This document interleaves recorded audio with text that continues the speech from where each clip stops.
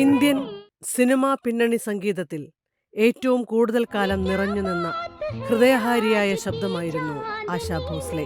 8 പതിറ്റാണ്ടിനെ സ്വാധീനിച്ച 12,000-ലേറെ പാട്ടുകൾ, ബോളിവുഡ് അടക്കം 20 ഭാഷകളുടെ ഈണമായി മാറിയ ഈ ശബ്ദം ഇന്ത്യൻ സിനിമാ സംഗീതത്തിന്റെ ഏറ്റവും ജനകീയമായ ബെഞ്ച്മാർക്ക് കൂടിയായിരുന്നു.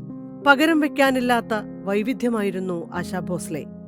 തുടക്കത്തിലും വളർച്ചയുടെ ഓരോ ഘട്ടത്തിലും ബോളിവുഡിൽ ഒരേയൊരു മറുശബ്ദം മാത്രമേ ആശയ്ക്ക് മത്സരിക്കാനുണ്ടായിരുന്നുള്ളൂ.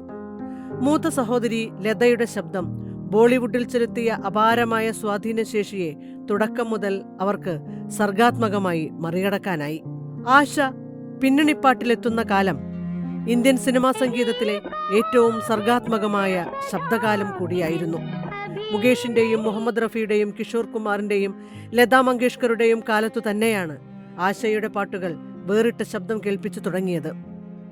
1943 9-ാം വയസ്സിൽ പാട്ടുകളുടെ ലോകത്തേക്ക് നാവെടുത്തു വെക്കുമ്പോൾ തന്നെ മൂത്ത ചേച്ചി ലത ബോളിവുഡിലെ കിരീടം വയ്ക്കാത്ത ശബ്ദമായിരുന്നു.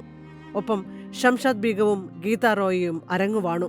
50കളിൽ ആശ ലതയുടെ സഹോദരി എന്ന നിലയ്ക്കാണ് ബോളിവുഡിൽ അറിയപ്പെടാൻ തുടങ്ങിയത്.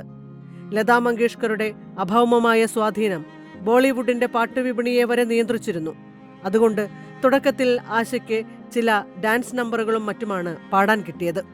1943 മജ്ഹാബാൽ എന്ന മറാഠി സിനിമയ്ക്ക് വേണ്ടി പാടിയ ചലാ ചലാ നൗബാല ആയിരുന്നു ആദ്യ ഗാനം.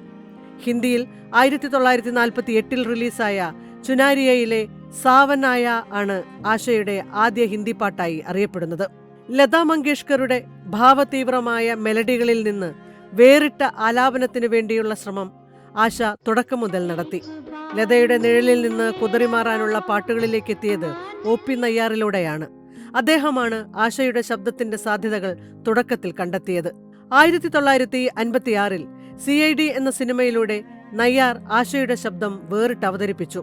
60കളിലും 70കളിലും ആശ OP നയ്യാർ ജോഡി 300ഓളം ഹിറ്റുകൾ സമ്മാനിച്ചു.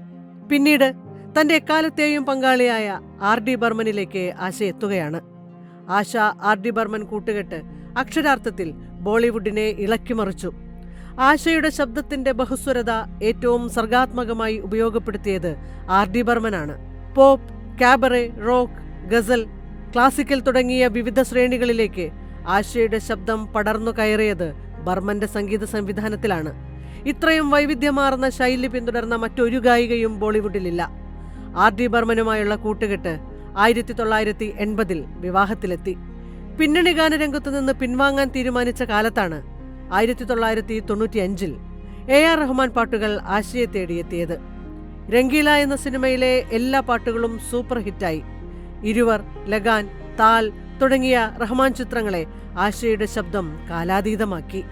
ഏറ്റവും പുതിയ തലമുറയുടെ ശബ്ദാഭിരുചികളിലേക്ക് വരെ പടർന്നു കയറിയ ശബ്ദവും ശൈലിയുമായിരുന്നു ആശയുടേത്. 60-ാം വയസ്സിലും 20 വയസ്സുള്ള തലമുറയുടെ ശബ്ദവും അഭിരുചിയുമായി മാറാൻ ആശയ്ക്ക് കഴിഞ്ഞു. AR റഹ്മാനെ പോലെ പുതുപുത്തൻ പരീക്ഷണങ്ങൾ നടത്തുന്ന സംഗീത സംവിധായകരുടെ പോലും പ്രിയ ഗായികയായി ആശ മാറിയത് അതുകൊണ്ടാണ്. മാത്രമല്ല, ലതാ മങ്കേഷ്കർ എന്ന ഒരൊറ്റ ശബ്ദബിംബത്തിൽ ഉറച്ചു പോകുന്നതിൽ നിന്ന് ബോളിവുഡിനെ ചലിപ്പിച്ചെടുത്തത് ആശാ ഭോസ്ലെയുടെ കിഡിലൻ നമ്പറുകളാണ്. ഗ്രാമി പുരസ്കാരത്തിന് നാമനിർദ്ദേശം ചെയ്യപ്പെട്ട ആദ്യ ഇന്ത്യൻ ഗായികയാണ്. 1997 ഉസ്താദ് അലി അക്ബർ ഖാനുമൊത്തുള്ള ലെഗസി എന്ന ആൽബമാണ് ഈ നേട്ടത്തിലെത്തിച്ചത്. 2006 you have stolen my heart എന്ന ആൽബത്തിലൂടെ വീണ്ടും ഗ്രാമി നാമനിർദ്ദേശം ലഭിച്ചു. 2000 ദാദാ സാഹേബ് ഫാൽക്കെ പുരസ്കാരവും 2008 പത്മവിഭൂഷൺ പുരസ്കാരവും നൽകി രാജ്യം ആദരിച്ചു. ഉംറാവോ ജാൻ, ഇജാസത്ത് എന്നീ സിനിമകളിലെ ആലാപനത്തിന് 2 തവണ മികച്ച ഗായികയ്ക്കുള്ള ദേശീയ അവാർഡും നേടി. പിന്നണി സംഗീതത്തിനു പുറമെ സംഗീതത്തിൽ സ്വതന്ത്രമായ നിരവധി പരീക്ഷണങ്ങൾ ആശ നടത്തിയിരുന്നു. ഗുൽസാർ, RD ബർമൻ, ലെസ്ലി ലൂയിസ്, അദ്നാൻ സ്വാമി എന്നിവരുമൊത്തുള്ള ആൽബങ്ങൾ ശ്രദ്ധേയമാണ്. ലോകത്ത് ഏറ്റവും കൂടുതൽ പാട്ടുകൾ റെക്കോർഡ് ചെയ്ത ഗായിക എന്ന നിലയിൽ ആശ ഗിന്നസ് ബുക്കിൽ ഇടം നേടിയിട്ടുണ്ട്. മലയാളത്തിലും അവർ ഒരു പാട്ട് പാടിയിട്ടുണ്ട്. സുജാത എന്ന സിനിമയ്ക്ക് വേണ്ടി സ്വയംവര ശുഭദിന മംഗളങ്ങൾ.